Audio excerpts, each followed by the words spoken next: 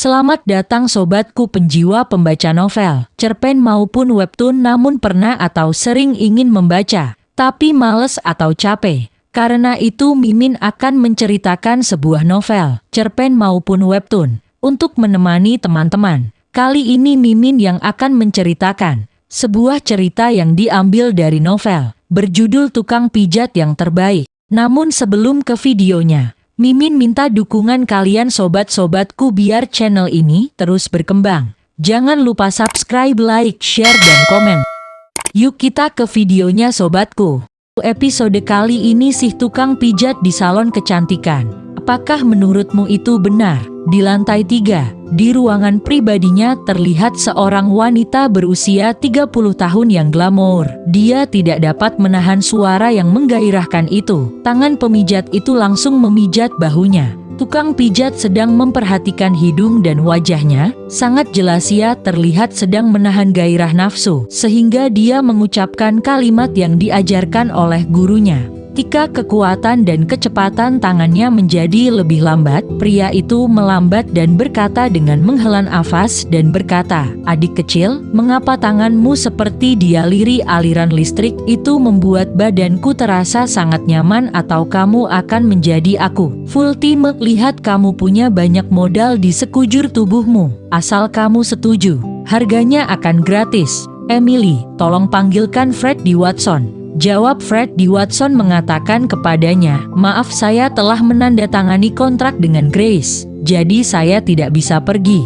Dan juniorku masih terlihat cukup muda," kata Fred D. Watson dalam hati. Emily Aitken sedang menikmati pijatan Fred D. Watson sambil berkata, "Bukannya aku tidak bisa pergi, tetapi aku tidak tahan melihat bosmu yang montok dan cantik. Saudari, aku lajang dan sangat kaya sekarang. Bagaimana, apakah kamu tertarik?" Emily Aitken mempunyai kekayaan ratusan juta dan dia merupakan bos dari perusahaan logistik besar di kota ini. Fred D. Watson mengetahui semua ini, tetapi dia tidak peduli dan tidak tergoda karenanya. Nonas Emily Aitken menoleh ke belakang, lalu menunjukkan senyuman indah yang mempesona hal-hal yang sangat kecil. "Aku merasa tidak lebih buruk dan bodoh dari bosmu itu. Dia sudah berusia 30 tahun, tetapi masih terlihat cantik dan feminin. Selain itu, dia juga seorang bos besar ternama. Jika Fred D. Watson tidak tertarik dengannya secara psikologis, mungkin dia bukanlah laki-laki normal, tapi mentalnya berkali lipat lebih besar dari kebanyakan orang." Berpura-pura tahan dalam waktu yang lama lalu dengan cepat menarik lengannya dan berkata dengan raut wajah yang panik, "Nona Emily, waktumu sudah hampir habis. Aku akan keluar dulu." Penggunaan kata skala pada paragraf di situ tidak pantas. Fred D. Watson sudah keluar. Ia menggeleng-gelengkan kepalanya lalu tersenyum tipis. Melihat tangan yang baru saja mengusap keringatnya, Fred D. Watson berpikir, jika bukan karena kakak perempuannya yang mengawasinya, aku akan memberitahumu. Fred D. Watson berbicara dalam hatinya. Setelah menerima kabar tersebut, dia turun ke lantai bawah dan melaporkan berita tersebut kepada bosnya 3 bulan lalu. Fred D. Watson merupakan seorang pembunuh yang berada di kedudukan tertinggi dari seluruh organisasi pembunuh shadow. Anda yang telah menukar kehidupan lamanya dengan organisasi pembunuh shadow, saat ini Fred D. Watson telah keluar dari organisasi pembunuh shadow dan memilih menjalani kehidupan layaknya orang-orang biasa. Yah, itu memang benar.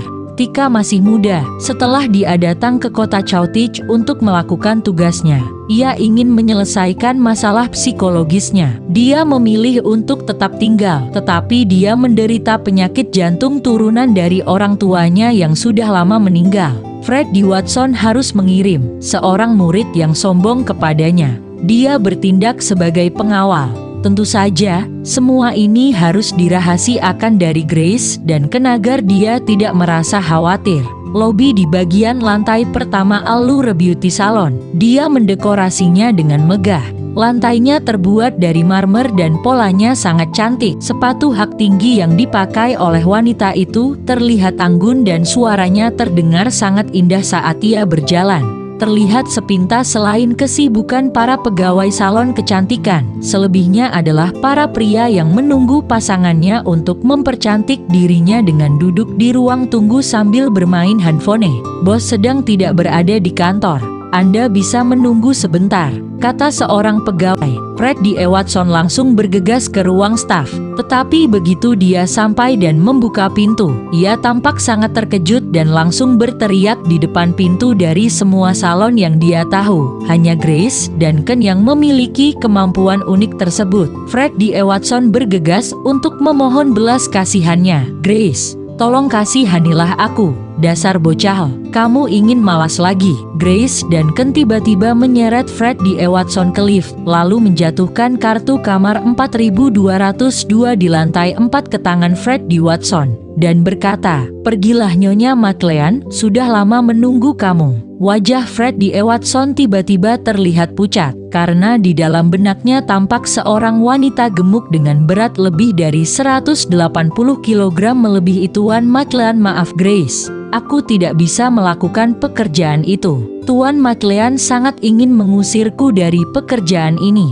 Melihat Fred D. Watson memohon, Grace dan Ken membawanya ke lift, lalu ia menekan tombol untuk menuju ke lantai 4. Lalu Fred D. Watson berkata, "Apakah kamu tidak akan melakukannya lagi? Kamu memiliki badan yang besar dan kuat. Apa kamu takut padanya?" Grace dan Ken menjawab, "Tidak, aku tidak takut. Akan tetapi mereka adalah orang tua." Fred D. Watson terdiam sejenak ketika bosnya itu marah. Grace dan Ken yang berusia 28 tahun dan mempunyai kepribadian yang cerdas sekaligus berwibawa. Meskipun tidak banyak berbicara, dia merupakan orang yang sangat baik. Rambutnya yang sebatas pinggang terlihat menawan, memberikan kesan yang begitu anggun sebagai seorang bos pada karyawannya. Sosok dan penampilannya semuanya eksklusif.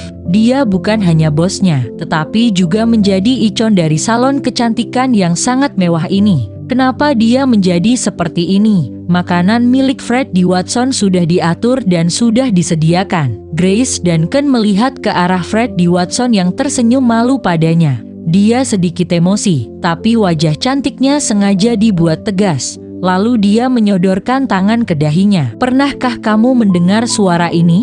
Jangan berikan aku sebuah pilihan atau aku akan pergi makan malam sendirian." Trik ini ternyata tidak memberikan hasil yang memuaskan dan Fred D. Watson langsung menjawab dengan cepat dan tegas, Tidak mungkin, keputusanmu terlalu cepat." Pintu lift terbuka. Fred D. Watson yang hendak keluar seperti tidak memiliki rasa malu. Dia berbalik dan menatap Grace dan Ken dengan wajah serius. Anehnya, Grace dan Ken membalikan telapak tangannya untuk memastikan bahwa tidak ada apa-apa di balik tangannya. Tapi saat dia membalikan wajahnya, Fred D. Watson langsung mencium keningnya.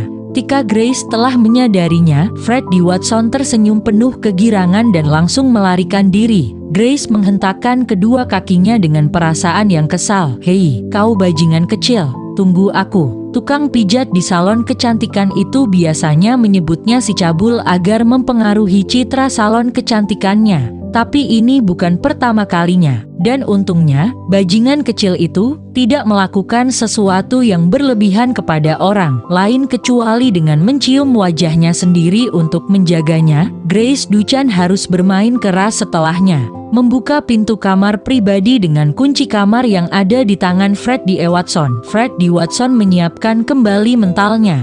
Saat dia sedang menunggu pintu itu terbuka, dia terlihat begitu tercengang.